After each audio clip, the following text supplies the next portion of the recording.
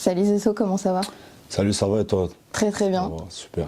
Je suis très contente de te recevoir aujourd'hui dans le podcast. Ça fait plaisir. Et je vais te présenter rapidement pour commencer. Grand monsieur du rap français. Tu es originaire de Vitry-sur-Seine dans le 94. Tu as commencé à rapper dans les années 90. À l'époque, tu faisais partie du groupe Dissident avec Coriaz et Nesbill. Vous sortez votre premier album HLM Résident en 2004. Et toi, après, quelques années après, donc aux alentours de 2010, tu commences ta carrière en solo. 2008. 2008. Aujourd'hui, tu as une bonne dizaine de projets à ton actif et énormément d'apparitions en freestyle et de featuring à droite à gauche. Ton dernier projet en date est sorti le 29 septembre dernier. C'est un EP de 10 titres qui s'appelle Rythmique et Contrebande. C'est ça. Comment tu trouves encore l'inspiration après autant d'années et autant de sorties? Je sais pas, je puise mon inspiration, on va dire, dans la vie en général. Donc, tant qu'on vit, je pense que voilà, j'aurai toujours de l'inspi tant que je serai vivant et que je serai dans ce monde. Voilà, c'est là que je puise mon inspiration. Donc, Et est-ce que l'actualité, ça peut faire partie aussi des choses qui t'inspirent? ouais, forcément, ouais, fortement même, ça m'inspire. Ouais. Et est-ce que dans ta manière de travailler, il y a des choses que tu as changées avec le temps et avec l'expérience? Par exemple, comment t'écris? Est-ce que t'écris encore tes textes? Ouais, j'écris toujours mes textes, j'ai toujours écrit mes textes. J'ai pas encore de ghostwriter, là, je sais pas quoi, là. Mais ouais, non, on va dire ce que je pense changer, ce que j'ai commencé à changer ces derniers temps, c'est revenir vraiment à la base et me concentrer vraiment sur l'écriture. C'est d'avoir un contenu qui a une valeur, quoi, qui veut dire quelque chose. Et tu as un peu une carrière de marathonien dans le sens où tu as toujours appartenu à cette scène underground du rap français. Tu as connu aussi la période des Rois sans couronne. Et ça te fait quoi de voir qu'aujourd'hui le rap il est numéro 1 et surtout il est partout et dans tous les milieux Ouais, je pense que c'est une bonne et une mauvaise chose puisque ça l'a rendu un peu trop commercial, on va dire. Avant, justement, on disait rap commercial, rap underground. Maintenant, tout le rap, en général, il est devenu assez commercial. Donc, c'est le mauvais côté de la chose, on va dire. Puisque ça a enlevé un peu le sens et le but premier de cette musique. Mais sinon, ouais, c'est une bonne chose, bien sûr, c'est une bonne chose. Et ben justement, dans ton morceau Super Montant, tu dis « je veux rapper pour Super Montant ».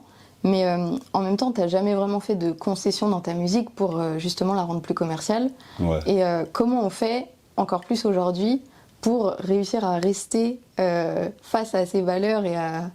Est-ce que c'est la passion qui fait que... Ouais, forcément, il y a de la passion. Forcément, il y a de la passion. Sinon, je pourrais pas, c'est impossible. Là, avec le temps que j'ai passé dedans et tout, non, s'il n'y a pas de passion, c'est impossible, je pourrais pas.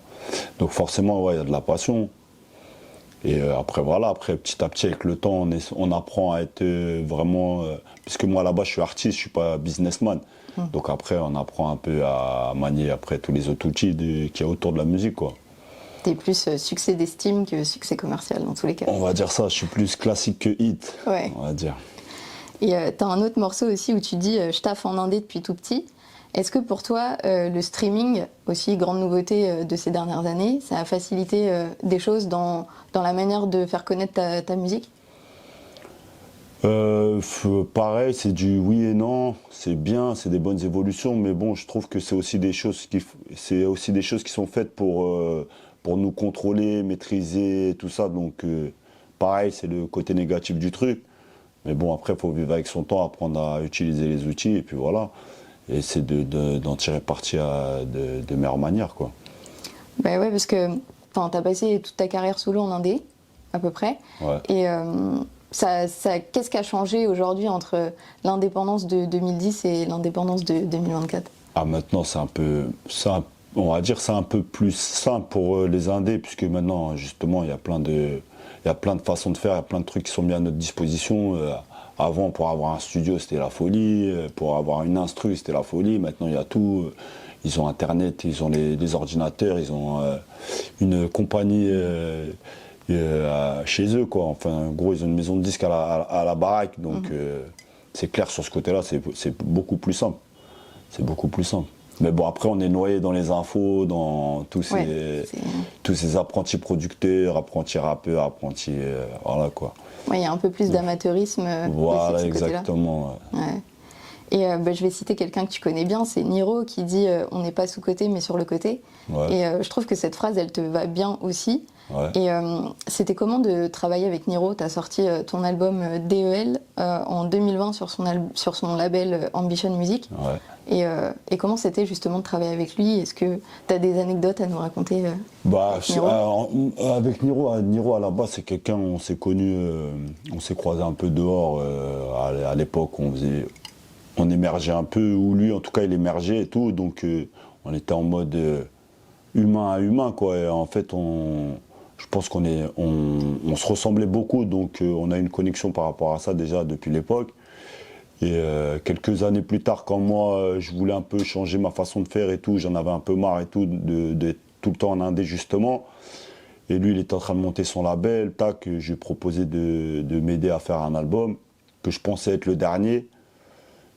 Et au final, voilà, on a fait un album signé chez lui. Donc là, entre guillemets, j'étais plus en indé, mais je travaille avec mon frérot. Oui. Donc c'était une expérience, on va dire, quand on travaille avec quelqu'un de proche, ça change un peu notre relation. C'est pas la même relation d'amitié, donc c'est une relation de travail. Donc c'était un autre angle, mais c'était marrant, c'était assez marrant, parce que lui et moi, on a deux forts caractères. Donc ça te donne des petites scènes marrantes, mais ouais, franchement au final on a fait un bon album, je regrette pas du tout, on a fait un très bon album, et puis voilà, ça fait partie de ma discographie, et voilà, je suis content d'avoir fait avec le Frangin. Et est-ce que lui t'a apporté des choses aussi, peut-être une autre vision de voir Si ouais, un petit peu, puisque lui il est moi je suis un peu plus, on va pas dire à l'arrache, mais ouais quand même. Moi, je rentre à la base, je rentre pas dans les bureaux, je suis pas dans l'industrie, je suis un mec, je fais de la musique dehors, je fais ma musique, après je suis dehors en fait, je passe pas par la case bureau moi de base. Et eux, ils connaissent un peu plus ça, donc ouais, c'est vrai, il m'a montré un peu 2-3 petits trucs. Et puis voilà, ça a peut-être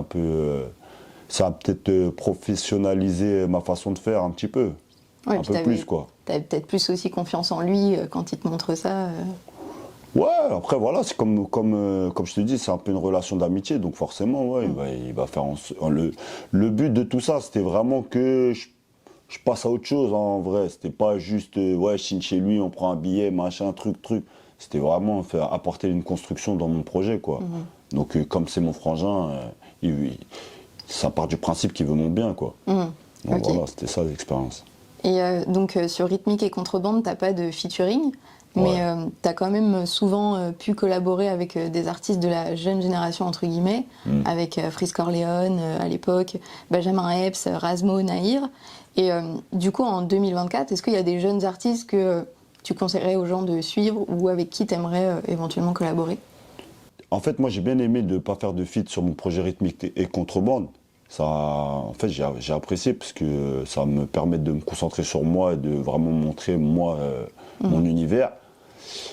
Mais en vrai, par exemple, pour les feats, là je fais d'autres projets où par exemple je vais faire que des feats. Et limite, en fait, j'ai envie de que faire ça maintenant. Dans mes projets, j'ai envie d'être moi. Et voilà, les feats, je les fais, les mecs que j'aime bien, avec qui j'ai envie de rapper, je les fais sur on va dire, sur un autre format, quoi. Ok. Donc, ouais, après, il y a plein d'artistes qui sont bons, etc. Heureusement, il y a un peu un renouvellement de l'écriture aussi qui revient et tout, donc c'est intéressant. Donc c'est bien. Après, je trouve que c'est le côté starification des rappeurs qui est un peu naze, qui fait que quand tu approches ou tu veux parler de talent, ou tu veux pousser quelqu'un, le mec il va se la raconter un peu, tout ça. Donc c'est ça qui casse un peu le délire, que tu as moins envie de pousser certaines personnes. Mais sinon, ouais, bien sûr, heureusement, il y a encore il y a du renouveau, il y a des nouvelles choses qui se font qui sont bien. Je pense qu'il n'y a pas ce respect des anciens. Non, c'est perdu ici. Ouais. Ici, c'est pas les Américains. Ici, ça n'a rien à voir. Les petits, ils connaissent rien. Les petits, ils connaissent pas. Et pourtant, quand ils écoutent, quand ils découvrent du texte, ça leur parle comme nous, ça nous a parlé. Pour moi, je vois la même chose, en fait. C'est juste qu'on leur propose pas. Et comme ils sont noyés dans un tas d'informations, forcément, ils ont plus de mal à découvrir ça. Mais ils sont pas si fermés que ça, les jeunes. C'est juste qu'on leur propose pas. Ouais. Et est-ce qu'il y a des choses dans la musique que t'as pas encore fait et que t'aimerais faire justement? Non, j'aimerais peut-être juste vraiment bien structurer mon truc et pouvoir travailler correctement. C'est peut-être la seule chose que je voudrais faire. Après, non, en termes de musique, non, continuer ce que je fais, essayer d'élever un peu les petits combats que j'ai dans ma musique et tout. Et puis voilà, c'est plus ça, moi, mes objectifs. Hein. Trop bien. Et donc à l'heure où on tourne cette vidéo, tu seras sur scène le 29 février pour un concert à la Place. Ouais, gros concert. Ouais. Et est-ce que justement tu aimerais faire plus de scènes, peut-être maintenant, ou si tu as d'autres dates aussi de prévues, je sais pas. Ouais, on va essayer de faire d'autres dates. Là, ça va être une grosse date sur laquelle je mets beaucoup d'énergie et tout, parce que justement j'en fais rarement. Et que là, c'est une date sur laquelle toute l'équipe, on se concentre énormément.